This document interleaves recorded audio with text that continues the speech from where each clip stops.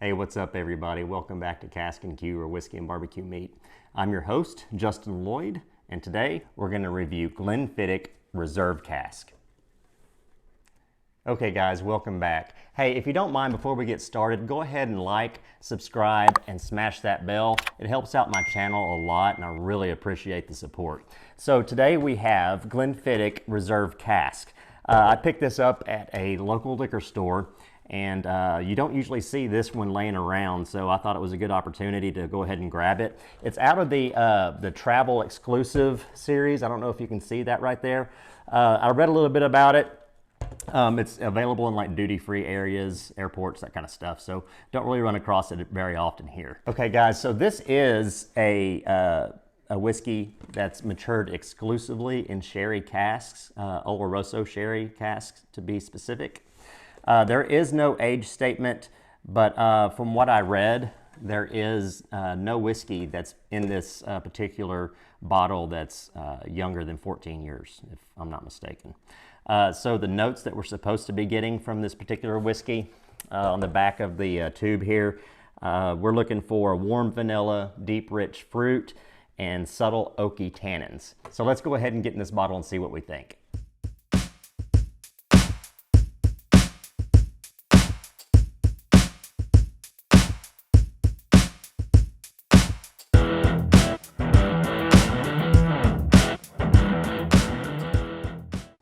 Okay, guys, we're back. So let's just get into this and see what we think. I'm not going to give any kind of preconceived notions other than what was on the tube. I mentioned that earlier in the video, so let's just open this guy and pour us a dram. Gets me every time. I love that sound. Typical Speyside nose on the cork. Let's pour some.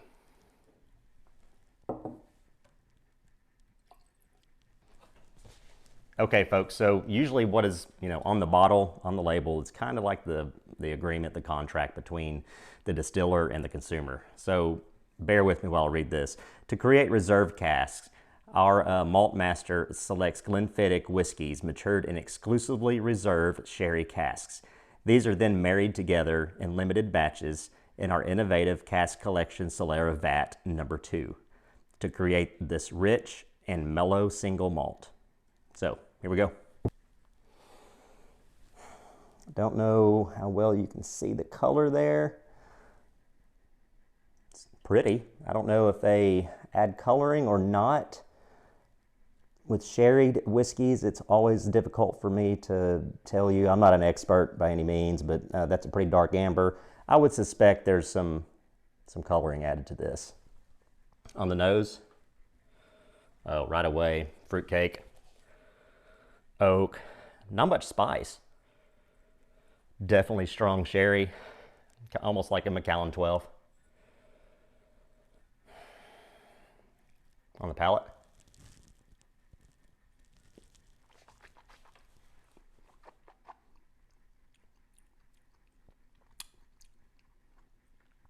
Light and fruity.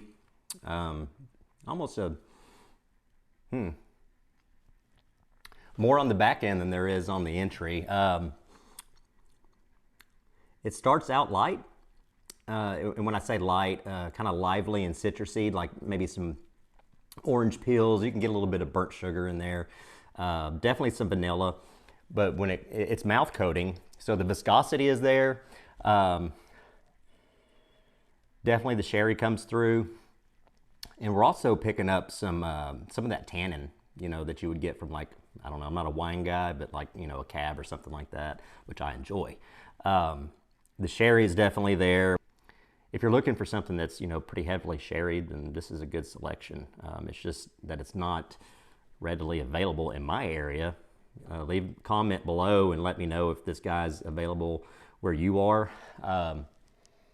The Glenfiddich has obviously a long line of different offerings, and I just found this one to be pretty unique.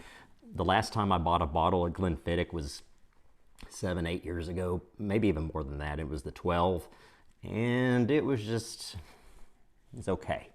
Enough so that I have it sought it out again. But if I was going to keep something around a Scotch, in southern part of the United States, we're in Arkansas here, This is bourbon territory, to be honest.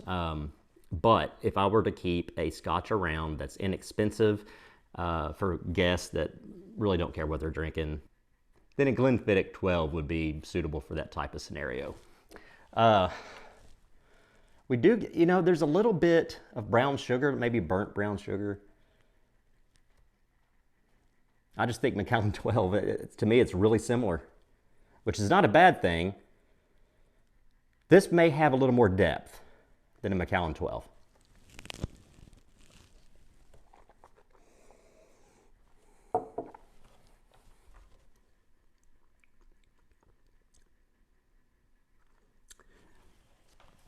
The ABV, we're 40%. The ABV is 40% on this one. Lots more vanilla. Lots more vanilla that time around. It's definitely rich. If you're new to Scotch and you're afraid of, you always hear about smoky Scotch or peaty Scotch. And I'll tell you, when I first started drinking Scotch, I wanted to like that smoky stuff. I thought it was absolutely disgusting. My wife took me out for my birthday to a bar downtown in Little Rock, and it's a whiskey bar. And anyway, they had a flight of the Islay Scotches. So there's islands that have distilleries, and there's a lot of peat in the area, so they burn the peat moss, creates a smoky flavor to the malt. Some are smokier than others. So I had a flight of Lafroig, Lagavulin, 11. The Lafroig was a 10, I think. Ardbeg, 10, and Balmore.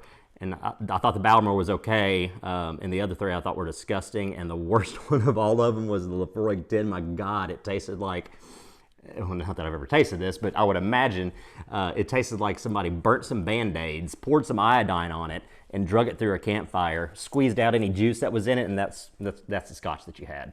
Now I drink that stuff, and I think it's delicious. So to each his own on that type of thing. I say all that to say this, that anything from Glenfiddich would be a good entry point.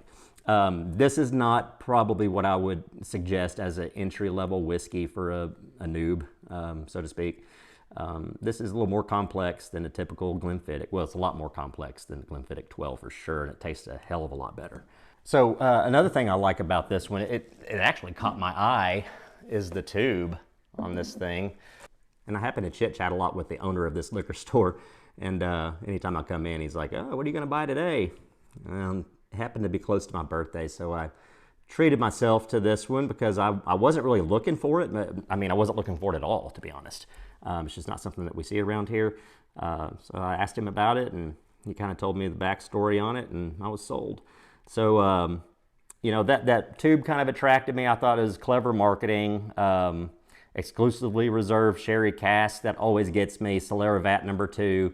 When I see that type of language, I'm like, okay. And plus, it's the liter. So, a little bit more alcohol than your typical 750 ml bottle. Here it retailed for $94, and so I thought that was a steal. I would buy this over Macallan 12, but going back to, if you're a noob, then let's just see if you like Glenfiddich, period. Let's do the 12, and I think you'll be happy with that. That has a lot of apple and light fruit flavors. This one has no really alcohol burn at all. There's no hug. It's just full of flavor. Fruit cake. Let's pour another dram.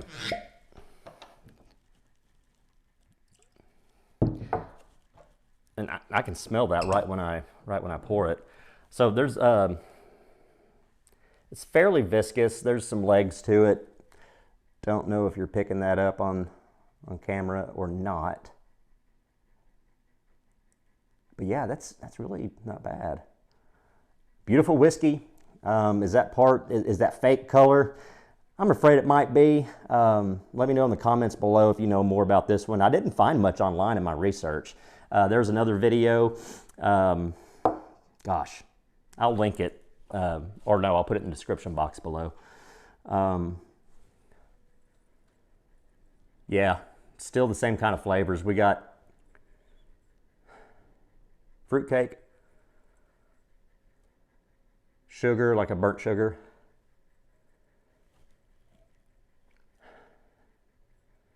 orange peel, oak, vanilla.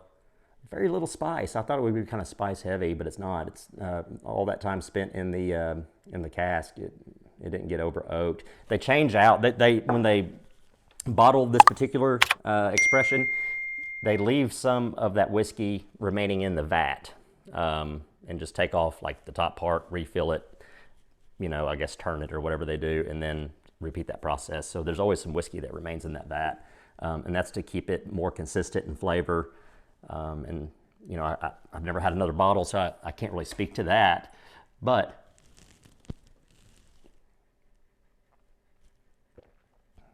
yep. And then sherry on the back end. It has enough alcohol in it. I mean, it's really, really sweet. It's almost like a dessert whiskey. So that wraps up this review. If you don't mind, go ahead and hit that bell that's in the bottom right-hand corner and turn on the notifications so that you'll know whenever I upload a new video.